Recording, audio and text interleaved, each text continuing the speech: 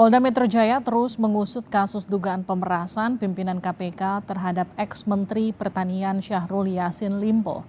Bagaimana agar penanganan kasus ini berjalan transparan dan bagaimana KPK harus menyikapinya?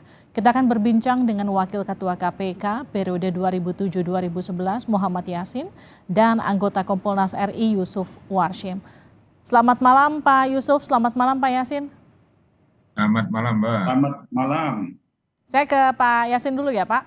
Pak Yassin, jadi bagaimana KPK dipastikan bisa tetap independen dalam kasus ini sementara pimpinannya sedang terlibat kasus yang juga menyeret kasus yang tengah ditangani KPK?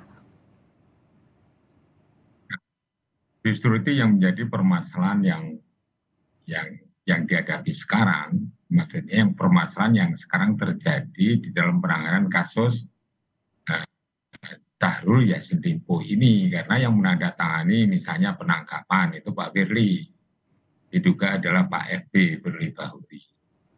Nah, ini potensi konflik kepentingan.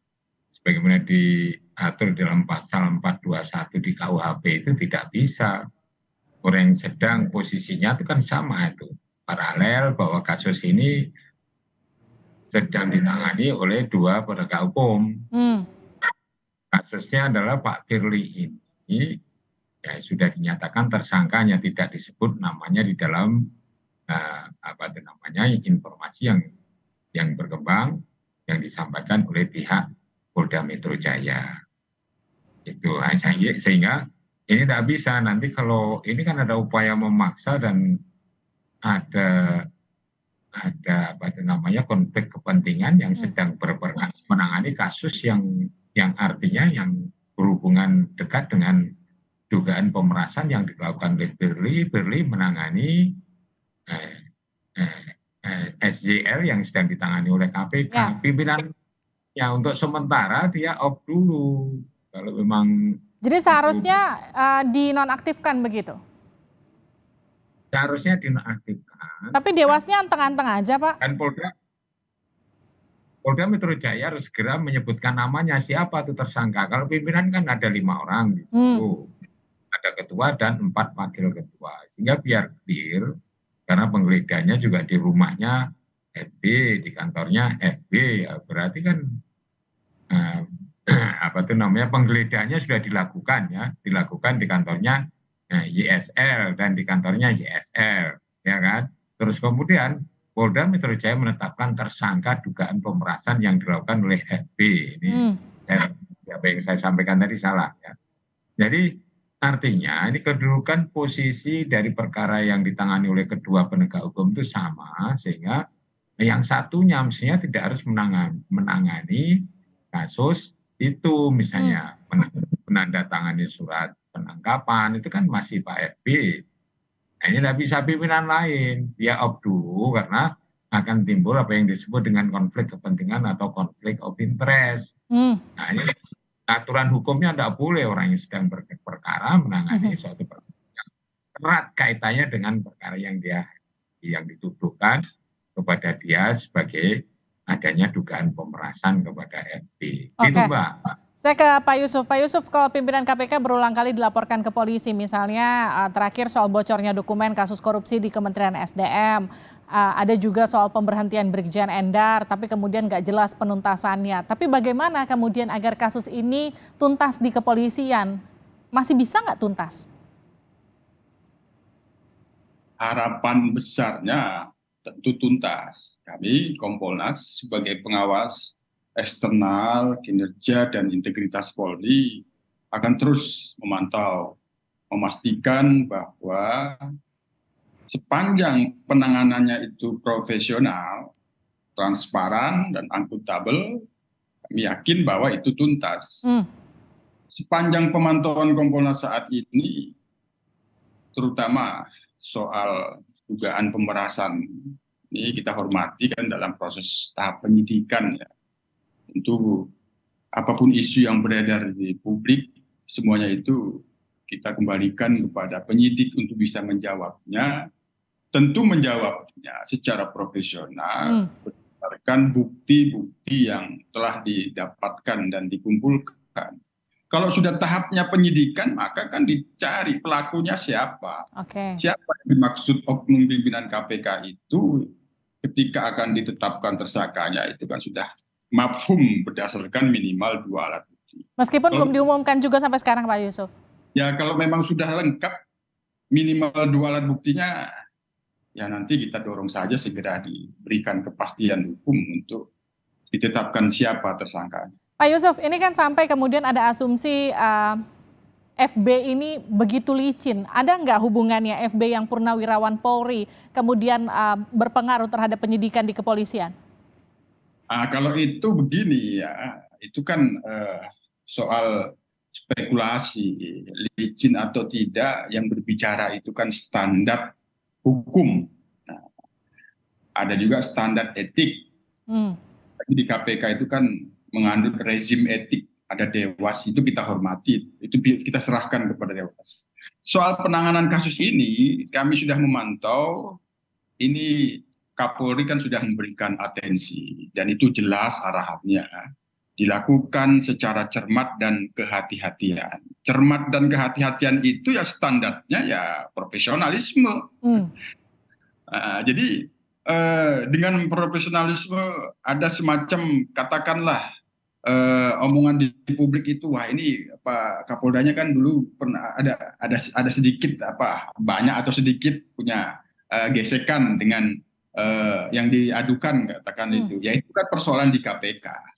Ini sekarang kan penanganannya di Polri, maka semua hal itu harus bisa dilepaskan. Oleh karena itulah sekali lagi ini kami menuntut profesionalismenya.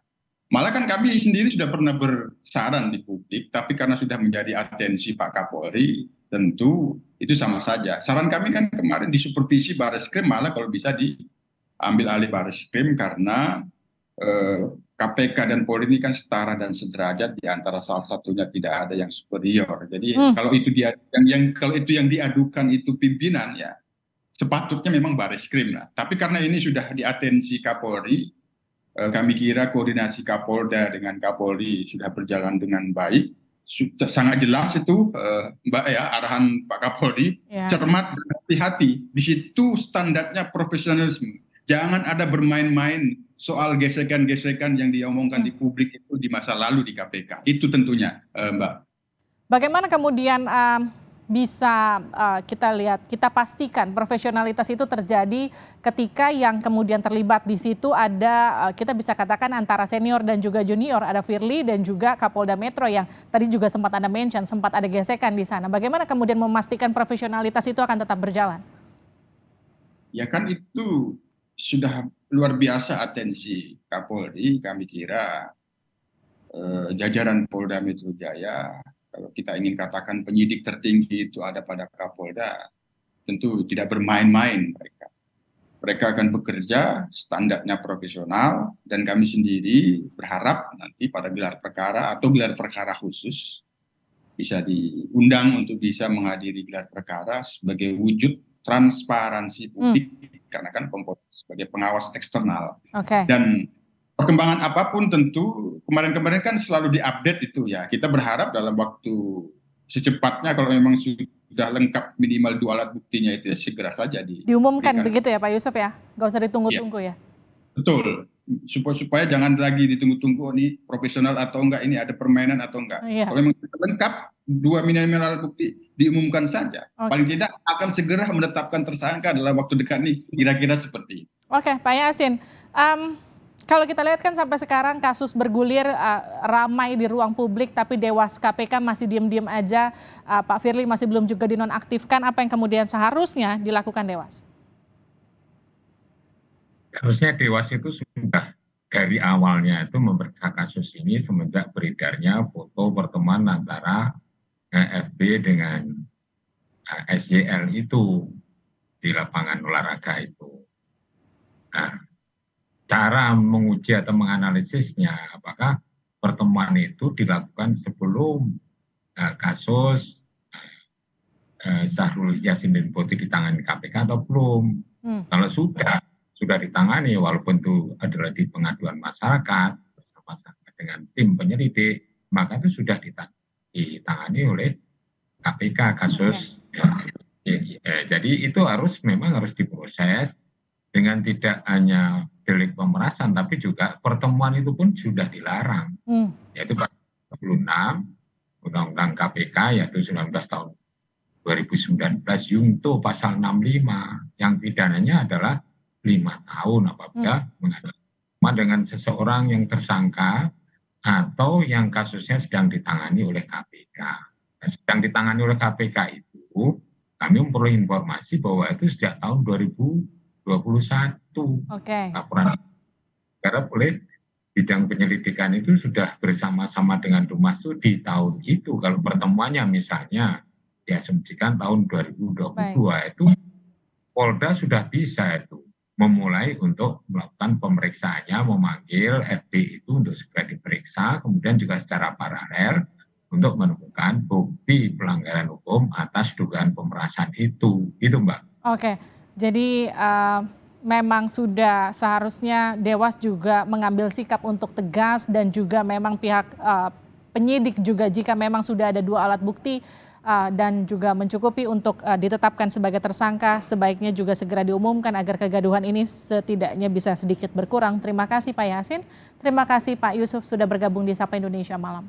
Selamat malam Pak Yasin, sehat. Selamat malam ya Pak Yusuf.